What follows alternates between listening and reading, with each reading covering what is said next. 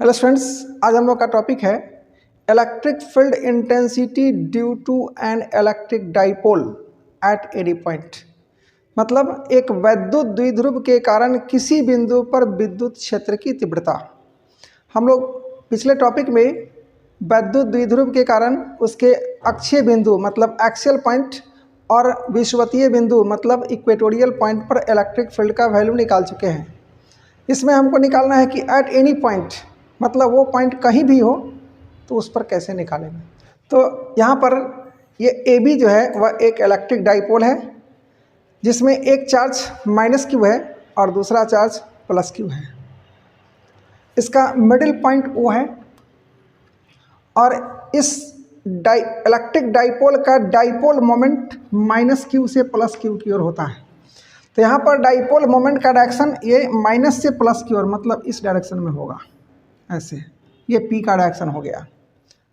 अब इस डाइपोल के कारण इसके मिडिल पॉइंट ओ से आर डिस्टेंस और थीटा एंगल, आर डिस्टेंस और थीटा एंगल पर एक पॉइंट है सी, जो एनी पॉइंट है, कहीं भी हो सकता है, एक्सियल और इक्वेटोरियल, उसके बीच में कहीं भी हो सकता है। उस पॉइंट सी पर हमको इलेक्ट्रिक फील्ड का वैल्यू मेजर करना है। इस डाइपोल मोमेंट को दो भाग में हम रिजॉल्व करेंगे। ये जो डाइपोल मोमेंट पी है इसको हम दो डायरेक्शन में मतलब टू पार्ट्स में इसको रिजॉल्व करेंगे, मीन्स तोड़ेंगे। कैसे? तो एक तोड़ेंगे इस जो ओसी लाइन है उसके डायरेक्शन में और दूसरा उसके परपेंडिकुलर में। तो एक कंपोनेंट हम इसका निकालेंगे इस डायरेक्शन में जिधर ये लाइन है, और दूसरा कंपोनेंट हम लोग निकालेंगे इसका उसके परपेंडिकुलर में। ऐसे ये P का एक कंपोनेंट इधर निकालेंगे और दूसरा कंपोनेंट हम इधर निकालेंगे। तो ये जो कंपोनेंट होगा, अगर ये P है तो थीटा पर कंपोनेंट कॉस थीटा होता है, तो P का कंपोनेंट हो जाएगा P कॉस थीटा और ये कंपोनेंट हो जाएगा P साइन थीटा। तो ये डाइपोल मोमेंट P का दो कंपोनेंट हम निकाले, एक कंपोनेंट OC के डायरेक्शन में और दूसरा कंपोनेंट OC के परपेंडिकुलर डायरेक्शन में। तो इधर हो गया कंपोनेंट P cos थीटा, इधर हो गया कंपोनेंट P sin थीटा। तो डाइपोल मोमेंट आता कहाँ से है? डाइपोल मोमेंट आता है इलेक्ट्रिक डाइपोल। यहाँ पर एक डाइपोल इस dipole moment P cos theta के डायरेक्शन में हो सकता है और दूसरा डाइपोल P sin थीटा के डायरेक्शन में हो सकता है। तो हम यहाँ पर एक डाइपोल यहाँ बना दें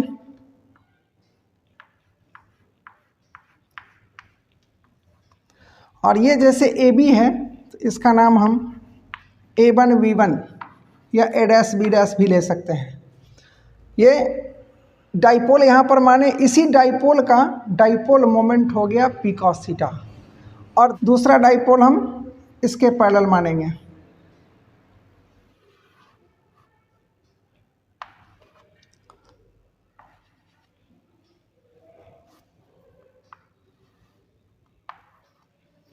इसका नाम हम A2 B2 दे सकते हैं, A2 B2।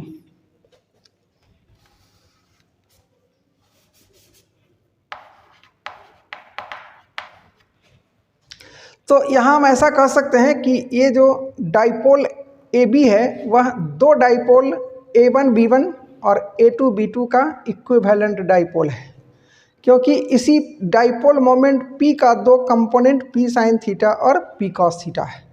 तो यहाँ पर इलेक्ट्रिक फील्ड कैसे हम निकालेंगे? तो ये जो P sin theta dipole moment है, ये P sin theta dipole moment वाला जो ये डाइपोल हुआ A2 B2, इसके कारण यहाँ हम फील्ड निकाल लेंगे। और ये जो A1 B1 डाइपोल है जिसका dipole moment P cos theta है, उसके कारण फील्ड निकाल लेंगे और दोनों को ऐड कर देंगे। तो पॉइंट C जो है वह डाइपोल A1 B1 के एक्सियल पॉइंट पर होगा और यह point C dipole A2 B2 के इक्वेटोरियल पॉइंट पर होगा। तो इसके कारण जब यहाँ हम फील्ड निकालेंगे तो एक्सियल पॉइंट वाला फार्मूला लगा देंगे और इसके कारण जब यहाँ फील्ड निकालेंगे तो इक्वेटोरियल पॉइंट वाला फार्मूला लगा देंगे। तो पीछे हम लोग पढ़ चुके हैं, उस फार्मूला को यहाँ यूज़ करेंगे। बताए थे कि ई एक्सियल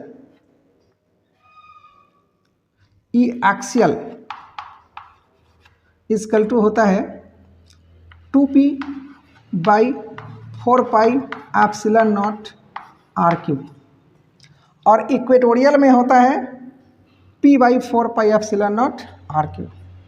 तो हम पहले देखते हैं कि ये जो एक डाइपोल हम माने हैं A1 B1, उसके कारण यहाँ C पर इलेक्ट्रिक फील्ड किधर होगा। तो हम बताए थे कि एक्सियल पॉइंट पर जो इलेक्ट्रिक फील्ड होता है वो उसी डायरेक्शन में होता है। तो इसको हम लोग यहाँ से बना देंगे इसी डायरेक्शन में, इधर। और इस ये डाइपोल A1 B1 के कारण ये जो इलेक्ट्रिक फील्ड मिला, इसको हम मान लेंगे कि इसका वैल्यू E1 है। और ये जो डाइपोल, दूसरा डाइपोल हम लोग माने A2 B2, इसके ये इक्वेटोरियल पॉइंट पर है। और इक्वेटोरियल पॉइंट पर बताए थे कि इलेक्ट्रिक फील्ड जो होता है उसके डाइपोल मोमेंट के एंटी पैरेलल होता है, मतलब उल्टा डायरेक्शन में होता है। तो इसका डाइपोल मोमेंट इधर है, तो यहाँ पर इसका जो इलेक्ट्रिक फील्ड होगा इस डायरेक्शन में होगा, इसी के पैरेलल और इधर होगा। इसका वैल्यू हम E2 मान लेते हैं। तो E1 और E2 का वैल्यू हम निकाल लेंगे फार्मूला में पुट करके, और दोनों को वेक्टर मेथड से ऐड कर देंगे। तो पहले हम देखें कि डाइपोल A1 B1 के कारण जो इलेक्ट्रिक फील्ड E1 माने हैं उसका वैल्यू क्या होगा। तो यहाँ पर होगा E1 =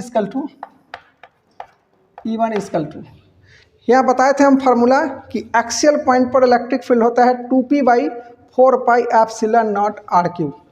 उस समय डाइपोल मोमेंट को हम लोग P लेते थे, लेकिन यहाँ पर dipole moment P cos theta है, तो इस P के बदले में लिखाएगा P cos थीटा। तो हम लिखेंगे कि E1 = 2p cos थीटा।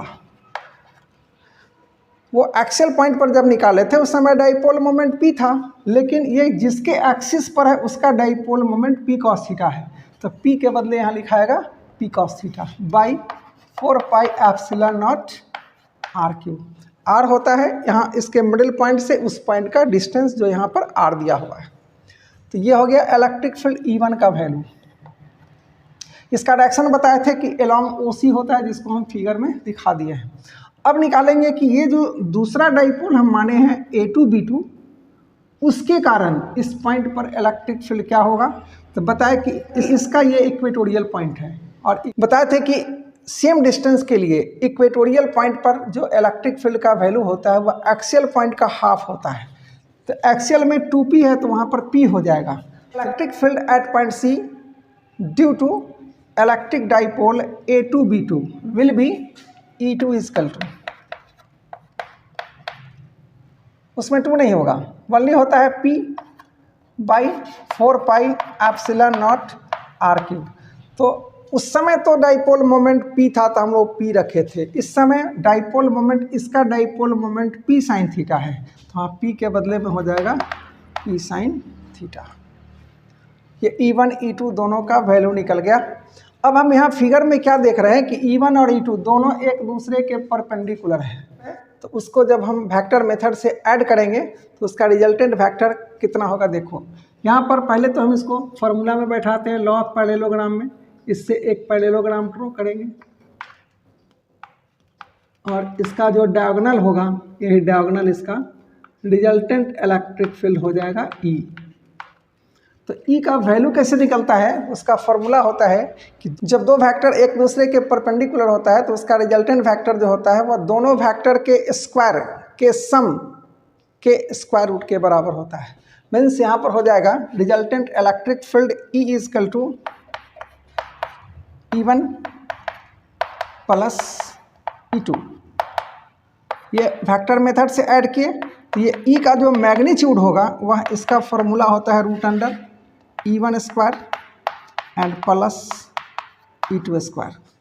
ये थर्ड टर्म जो होता है cos थीटा वाला, चूँकि थीटा का वैल्यू 90 डिग्री है तो यहाँ हम ऐसे लिख सकते हैं ऐसे कि plus E1 E2 cos 90 degree. और cos 90 डिग्री का वैल्यू 0 होता है, इसलिए ये टर्म इसमें 0 हो जाएगा। तो बचा क्या E1² + E2²। इसको हम वैल्यू पुट करें ऊपर से। E1 का वैल्यू है 2p cos थीटा 4πε0 r³ का whole square and plus p sin theta by 4πε0 epsilon naught are cube का होल स्क्वायर, और ये तो जीरो हो गया और इसका हम लोग रूट कर देंगे। अब इसको जब हम सोल्व करेंगे तो कुछ कॉमन है, p by 4 pi epsilon naught are cube common होगा और ये स्क्वायर है रूट है तो स्क्वायर रूट दोनों हट जाएगा, यहाँ पर बचेगा p by 4 pi epsilon naught are cube, p by 4 pi epsilon naught are cube दोनों में है p by 4 pi epsilon naught are cube. इसको जब हम बाहर निकाल दिए तो स्क्वायर से रूट खत्म, यहाँ पर रूट के अंदर में होगा, इस 2 cos थीटा का होल स्क्वायर करेंगे तो हो जाएगा 4 cos square theta plus, sorry ये तो निकल गया बाहर, 4 cos थीटा प्लस ये हो जाएगा साइन स्क्वायर थीटा। इसको जब हम लोग सोल्व करेंगे तो मिलेगा E equal to p by 4 pi epsilon naught are cube, और इसको हम लिखे root under 4 cos square theta plus sine square theta को लिख सकते हैं 1 माइनस कॉस स्क्वायर थीटा। इससे हो जाएगा p by 4 pi epsilon naught are cube root under 4 cos square theta minus cos square theta हो गया 3 cos स्क्वायर थीटा प्लस 1। ये इलेक्ट्रिक डाइपोल के कारण पॉइंट C पर इलेक्ट्रिक फील्ड इंटेंसिटी का वैल्यू निकल गया, जो उसका मैग्नीट्यूड बताता है। अब इसका दिशा अगर बताना हो, डायरेक्शन बताना हो तो कैसे बताएंगे, तो डायरेक्शन के लिए हम लोग इसको अल्फ़ा मानते हैं कि अगर नेट इलेक्ट्रिक फील्ड जो E है वह E1 से अल्फ़ा एंगल बनाता है तो हम लिख सकते हैं tan alpha equal to, tan alpha होता है परपेंडिकुलर बाई बेस, तो अल्फ़ा के लिए परपेंडिकुलर हो गया, ये बेस हो गया, यहाँ E2 है तो ये भी E2 हो जाएगा और ये E1 हो गया, तो tan अल्फ़ा इक्वल टू लिख सकते हैं हम लोग E2 by E1, tan alpha equal to E2 by E1। अब E2 का वैल्यू हम रखेंगे, E2 का वैल्यू निकला हुआ था, E2 का वैल्यू था P sine theta, P sine theta by 4 pi epsilon naught are cube, और E1 का वैल्यू था 2P cos theta, 2P cos theta by 4 pi epsilon naught are cube, यही वैल्यू था। अब इसमें 4 pi epsilon naught are cube, 4 pi epsilon naught are cube cut गया, P से P भी कैंसिल हो गया, बचा क्या, तो बच गया sine theta by cos theta, 2 cos theta, sine by cos tan हो गया, ये हो जाएगा tan theta upon 2, tan alpha equal to tan theta by 2। इससे हम लोग रिजल्टेंट इलेक्ट्रिक फील्ड E का डायरेक्शन निकाल लेंगे और इससे हम लोग मैग्नीट्यूड निकाल लेंगे। अब इसमें हम लोग 2 केस पढ़े थे, एक एक्सियल और एक इक्वेटोरियल, तो उस एक्सियल और इक्वेटोरियल के लिए भी हम इससे वैल्यू निकाल सकते हैं। अगर थीटा का वैल्यू यहाँ 0 कर दें तो वो C पॉइंट एक्सियल पर हो जाएगा, और थीटा को अगर 90 डिग्री कर दें तो वो कंडीशन इक्वेटोरियल का हो जाएगा। तो हम देखते हैं स्पेशल केस में, स्पेशल केस 1 में है कि थीटा इक्वल टू 0 डिग्री, अगर थीटा का वैल्यू हम 0 ले लें तो पॉइंट C इसके एक्सिस पे आ जाएगा, वो एक्सियल हो जाएगा, then E axial equal to theta जैसी 0 करेंगे, cos 0 1, 3 इंटू 1 3, 3 प्लस 1 4, 4 का रूट 2 हो जाएगा, तो हो जाएगा 2P by 4 pi epsilon naught are cube.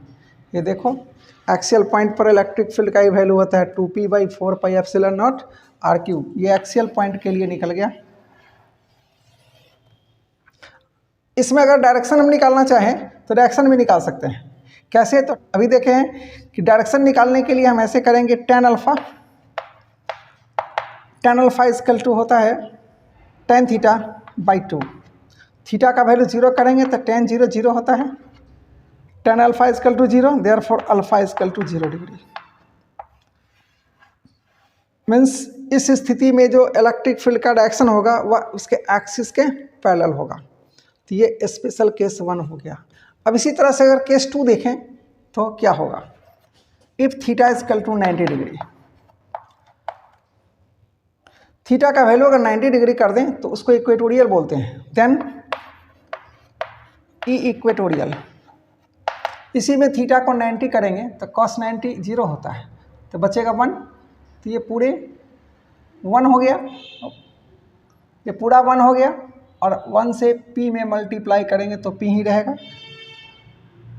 इसका वैल्यू हो जाएगा p/4 pi epsilon not r Q. ये इक्वेटोरियल पर इलेक्ट्रिक फील्ड निकल गया। एक्सियल का हाफ होता है, बताए थे कि इक्वेटोरियल पर जो इलेक्ट्रिक फील्ड होता है एक्सियल का हाफ होता है। तो E equatorial equal to E axial by 2, ये भी हम पीछे बताए थे, वो सारा निकल गया। तो इस तरह से हम लोग इलेक्ट्रिक डाइपोल के कारण किसी बिंदु पर eight any point electric field का वैल्यू हम लोग मेजर कर सकते हैं। एक चीज़ हम बता दें कि ये जो टॉपिक है वो बोर्ड के लिए बहुत ही इम्पोर्टेंट है। ये हमेशा बोर्ड में पूछा जाता है कि find electric field due to an electric dipole at any point. इस टॉपिक को अच्छी तरह से कंप्लीट कर लेना है, क्योंकि हो सकता है ये एग्ज़ाम में आएगा। अगर तुम लोगों को मेरे वीडियो से कुछ फ़ायदा लगे, अगर फिजिक्स का टॉपिक समझ में आ रहा है तो कमेंट ज़रूर करना, ताकि ऐसा वीडियो हम आगे डालते रहेंगे। Thank you.